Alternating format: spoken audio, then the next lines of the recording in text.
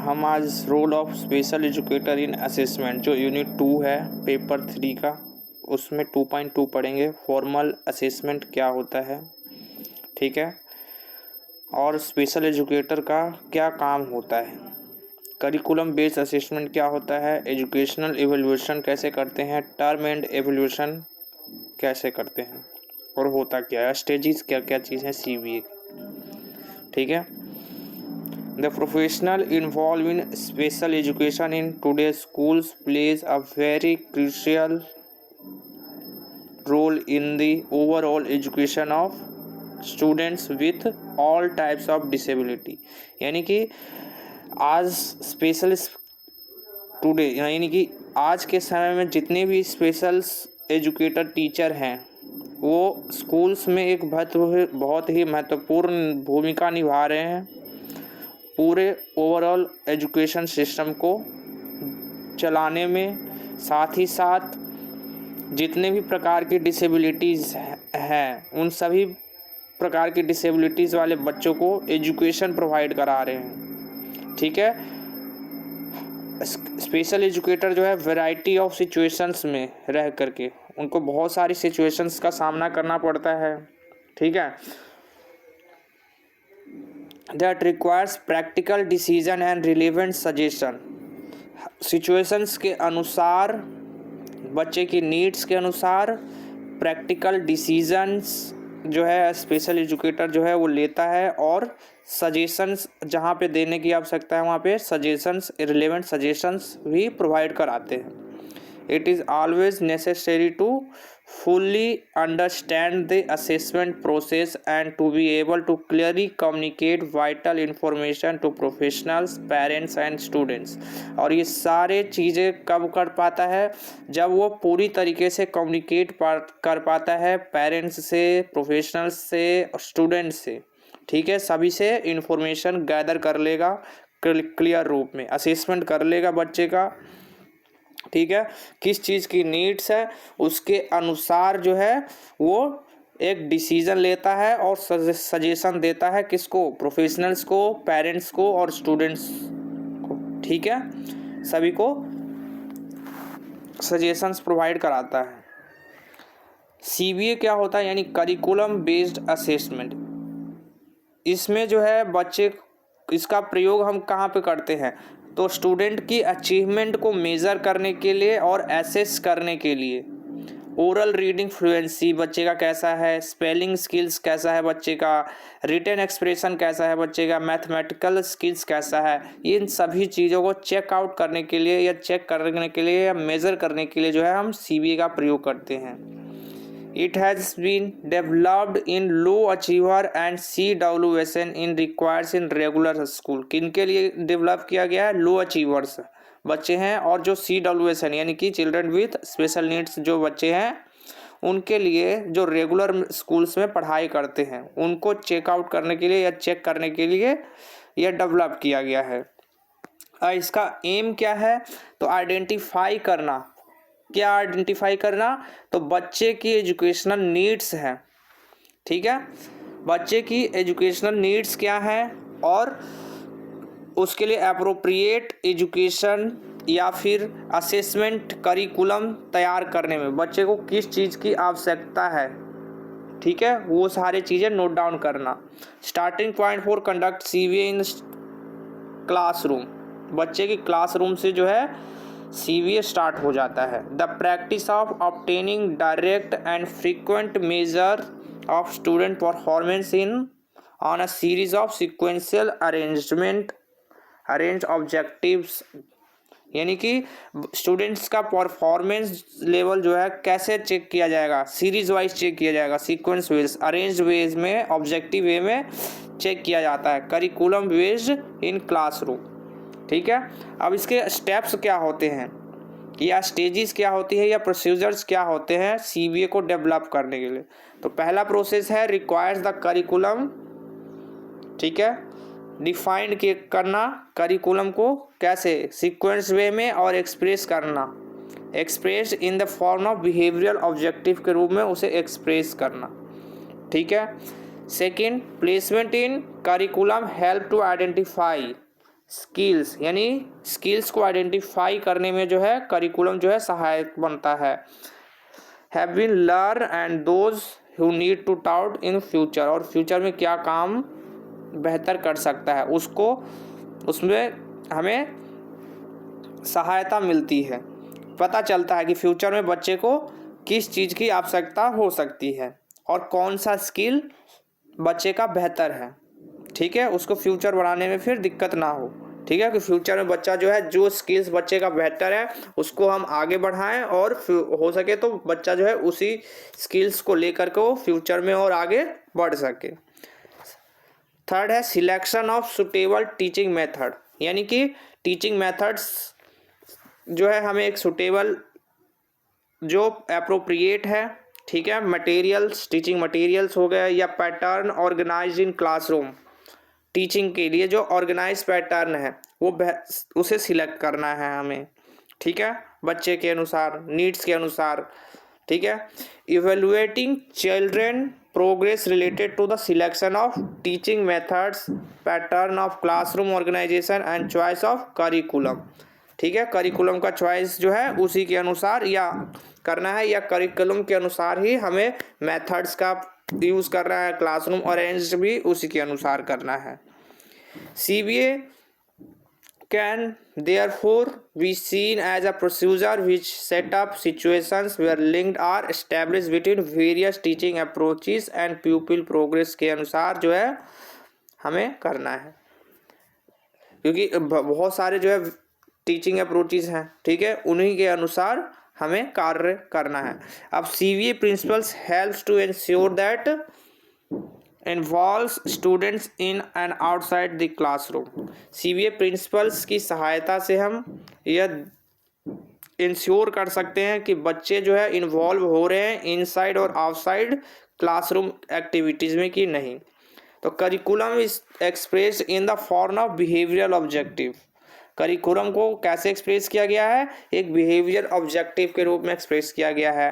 फिर उसके बाद जब हमने एक्सप्रेस कर दिया, बता दिया कि हाँ बच्चों का ये करिकुलम होगा, इस करिकुलम में इतने चैप्टर्स हैं, ये सब टॉपिक्स हैं, इतने महीने में करना है। फिर उसको क्या किया जाता है, प्लेसमेंट ऑफ करिकुलम, यानी कि क्लासरूम में फिर उसे अप्लाई किया जाता है।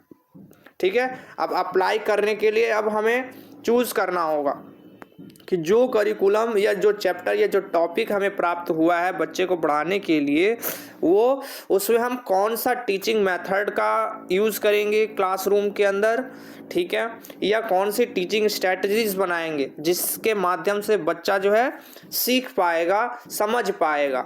ठीक है, और बच्चे के लिए आसानी होगा और टीचर्स के लिए भी। ठीक है, एप्रोप्रिएट टीचिंग मेथड, स्ट्रेटजीज कौन किससे अपनानी चाहिए, ये हमें फिर सिलेक्ट करना होता है।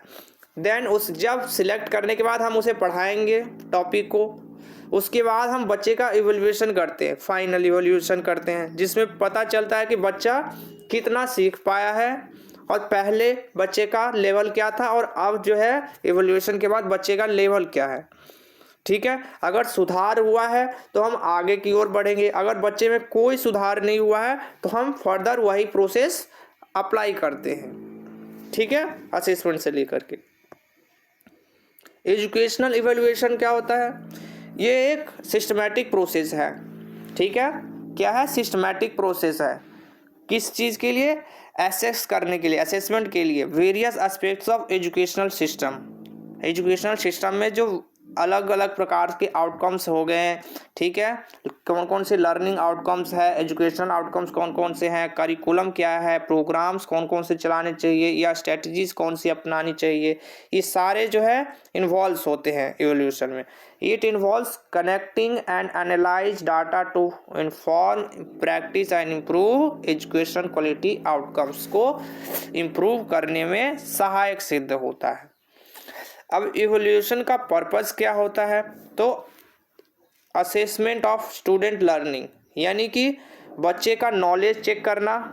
ठीक है, नॉलेज स्किल कैसा है, कोलैबोरेटिव लर्निंग, ठीक है, कॉम्पिटेंसीज क्या है, गाइडेंस, टेलर्ड इंस्ट्रक्शन, बच्चा जो है जो भी हम गाइड दे रहे हैं या इंस्ट्रक्शन दे रहे हैं बच्चा उसको फॉलो कर रहा है कि नहीं कर रहा है।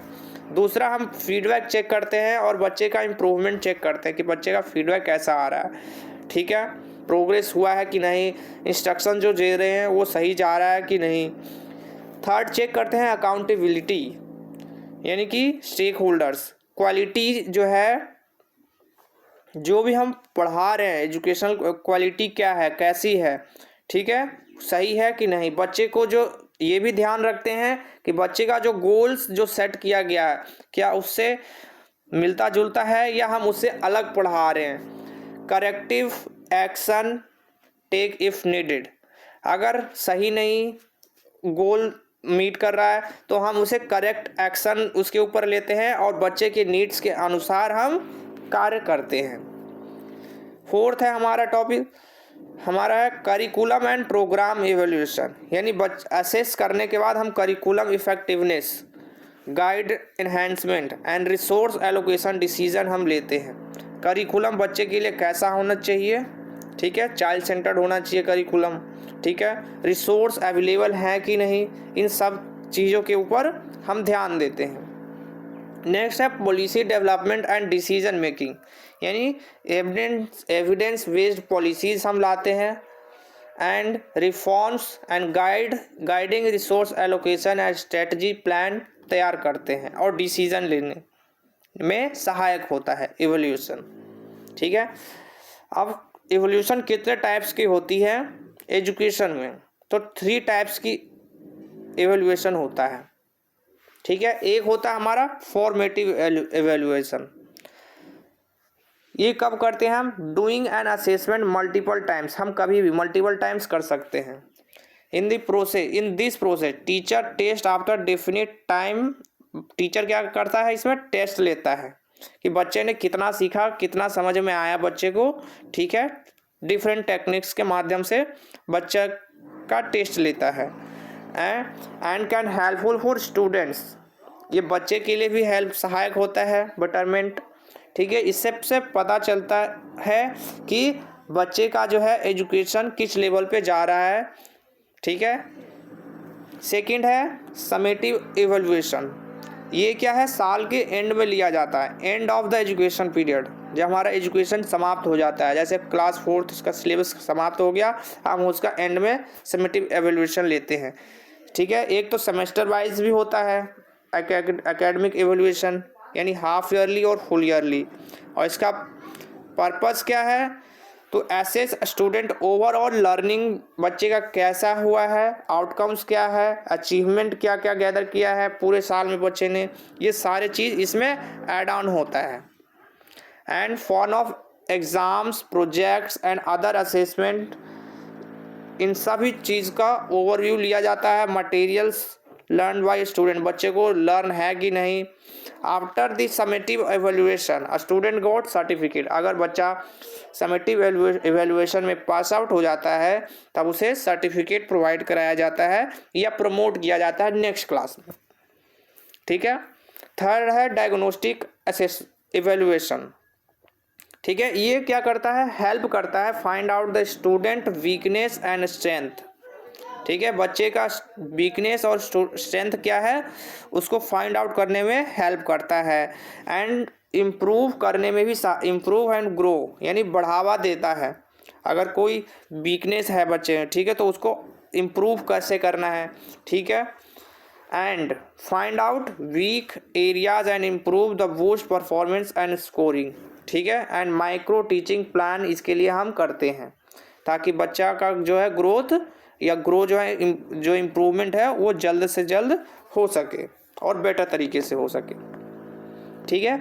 अब हम मेथड और टेक्निक्स कौन कौन सा यूज़ करते हैं इवैल्यूएशन के लिए, ठीक है, तो हम बहुत सारे वैरायटी ऑफ मेथड और टेक्निक्स जो है हम यूज़ करते हैं बच्चे को लर्निंग के समय। Instructional effectiveness, curriculum, programmes, policies जो है यूज़ किए। अब कुछ टेक्निक्स और मेथड्स हैं जो इवोल्यूशन के समय हम बच्चों के साथ यूज़ करते हैं। अब कौन कौन से, जैसे रिटन एग्जामिनेशन हम लेते हैं, ठीक है, जिस ओरल एग्जामिनेशन भी होता है, असेसमेंट या प्रोजेक्ट के माध्यम से हम इवोल्यूशन कर सकते हैं। ऑब्जर्वेशन मेथड भी होता है, पोर्टफोलियो के थ्रू कर सकते हैं, पीयर असेसमेंट कर सकते हैं, सेल्फ असेसमेंट कर सकते हैं, पीयर असेसमेंट यानी पीयर्स के साथ, सेल्फ यानी खुद के साथ असेसमेंट करना, बच्चा खुद से ही असेसमेंट करेगा। परफॉर्मेंस बेस्ड असेसमेंट होता है, सर्वे एंड क्वेश्चन एयर के माध्यम से। फॉर्मेटिव और समेटिव असेसमेंट भी हम करते हैं, ठीक है। अब लेवल ऑफ इवैल्यूएशन, तो इसके भी 3 लेवल्स होते हैं। इवैल्यूएशन के 3 लेवल्स जो हम कुछ ऊपर पढ़ चुके हैं। पहला है सेल्फ सेंट्रिक इवैल्यूएशन। इसमें क्या किया जाता है, प्रीवियस टेस्ट को कंपेयर किया जाता है करेंट का जो टेस्ट हमने लिया है उससे, ठीक है। और फिर आइडेंटिफाई करते हैं कि बच्चे का इम्प्रूवमेंट उस एरिया में हुआ है कि नहीं, नीड के अनुसार जो है बच्चे का इम्प्रूवमेंट हुआ है कि नहीं। This enables to evaluate their development and encourage them to performance better in future. इन सारे चीज़ों के बारे में हम ध्यान देते हैं और उसके बाद फिर हम बच्चे को इनकरेज करते हैं कि और फ्यूचर में जो है उसका परफॉर्मेंस बेटर होगा। नेक्स्ट है क्राइटेरियन रेफरेंस। फर्स्ट था हमारा सेल्फ सेंट्रिक, सेकंड है क्राइटेरियन रेफरेंस। इसमें हम क्या करते हैं, एक क्राइटेरिया सेट किया जाता है परफॉर्मेंस ऑफ स्टूडेंट एनालाइज करने के लिए। फॉर एग्जांपल के रूप में हम दे सकते हैं when a teacher start a class for student. Teacher start करता है क्लास स्टूडेंट्स के साथ and he can set standard to achieve some objective. कुछ स्टैंडर्ड्स अचीव करने, कुछ ऑब्जेक्टिव्स को अचीव करने के लिए एक स्टैंडर्ड जो है सेट करता है। After that he can check whether the student can achieve all the objective within time और नॉट। फिर चेक करता है टीचर कि बच्चे ने जो है वो अचीव किया है ऑब्जेक्टिव, टाइम उस एक टाइम लिमिट था 20 मिनट के अंदर, क्या उसने वो वर्क कंप्लीट कर लिया कि नहीं कर लिया, ठीक है। ये क्राइटेरियन रेफरेंस था। नेक्स्ट है norm reference. This type of evaluation involves comparing a student performance with peers. के साथ कंपेयर किया जाता है बच्चे का परफॉर्मेंस जो है। By comparing the performance of student with other student they find out where the student were lacking. हम पाते हैं कि lacking and where they need help, बच्चे को नीड्स की आवश्यकता है। जब हम एक बच्चे का दूसरे बच्चे के साथ परफॉर्मेंस को कंपेयर करते हैं। Someone is trying to alter their education plans, फिर हम उसके लिए एजुकेशन प्लान्स तैयार करते हैं। It helps to finding the best way to improve student, ठीक है। ये जो है सहायता करता है फाइंड आउट करने में कि बच्चे को किस एरिया में नीड्स की आवश्यकता है और इम्प्रूवमेंट की आवश्यकता है। अब प्रिंसिपल्स कौन कौन से हैं एवैल्यूएशन के, तो वैलिडिटी हो गया, ठीक है, रिलायबिलिटी हो गया, नेक्स्ट है फेयरनेस हो गया, ऑथेंटिसिटी कैसा होना चाहिए, ट्रांसपेरेंसी है, फॉर्मेटिव असेसमेंट हो गया, समेटिव असेसमेंट हो गया, मल्टीपल मेजरमेंट जैसे कि टेस्ट, प्रोजेक्ट, प्रेजेंटेशन, ठीक है, पिक्चर्स हो गई कुछ, ठीक है, कंटिन्यूअस इम्प्रूवमेंट जिसमें बच्चे को उसमें ट्राई किया जाता है कि बेटर परफॉर्मेंस करे, और check and change things to help student learn more. उसमें हम चेंजेस कुछ लाते हैं कंटिन्यूअस इम्प्रूवमेंट में कि बच्चे का जो इम्प्रूवमेंट है और बेटर हो सके। एथिकल कंसिडरेशन, एथिकल कंसिडरेशन क्या होता है, evolution should be fair and respect a student privacy को ध्यान में रखते हुए हम इवोल्यूशन लेते हैं। Teacher should think about how assessment affect student feeling and motivation, ठीक है। टीचर सोचता है इसमें कि असेसमेंट के माध्यम से बच्चे को फीलिंग और मोटिवेशन कैसे अफेक्ट किया जा सकता है या कैसे अफेक्ट हो सकता है, ठीक है। अब लास्ट में अगर हम ओवरऑल देखें इसमें, तो इवैल्यूएशन जो है एक महत्वपूर्ण भूमिका निभाता है एजुकेशन सिस्टम में, ठीक है, और साथ ही साथ बच्चे की लर्निंग में, ठीक है। इसके माध्यम से क्या है, टीचर हेल्प कर पाता है बच्चे को डिफरेंट टाइप्स ऑफ असेसमेंट के माध्यम से। इसमें टीचर्स को पता चलेगा कि बच्चे को किस चीज़ में कमी है, किस एरिया में बच्चा नीड है और किस में स्ट्रॉन्ग है, ठीक है। उसके माध्यम से बच्चा जो है टीचर जो है वेरियस मेथड्स का यूज़ कर सकता है स्टूडेंट के लिए और स्टूडेंट को और बेटर बनाने के लिए, ठीक है, और इम्प्रूवमेंट के लिए वो कुछ नए तरीके का इस्तेमाल कर सकता है या एक न्यू करिकुलम डेवलप कर सकता है बच्चे के नीड्स के अनुसार, ठीक है। अगर ज़रूरत पड़े तो required to respect the feeling of fellow students and maintain a sense of belonging towards them. We should prioritize better ways to help students learn, grow and they can help bright future. Teacher जो है priority पे रखता है बच्चे की learning और growth को better बनाने के लिए, उस बच्चे का फ्यूचर ब्राइट हो उसके लिए वो अपनी प्रायोरिटी सबसे नंबर 1 पे रखता है कि बच्चे का फ्यूचर जो है वो बेटर बन सके, बच्चा लर्न कर सके, बेहतर तरीके से ग्रोथ कर सके हर एरिया में, किसी भी एरिया में बच्चा जो है वीक ना रहे, ठीक है। ये टीचर ध्यान रखता है। इसमें इवैल्यूएशन असेसमेंट के माध्यम से जो है टीचर्स बच्चे को सही तरीके से सही करिकुलम के माध्यम से बच्चे के नीड्स के अनुसार, ठीक है, पढ़ाता है। Thank you very much for watching this video. Video अच्छी लगी हो तो चैनल को सब्सक्राइब करें। Thank you.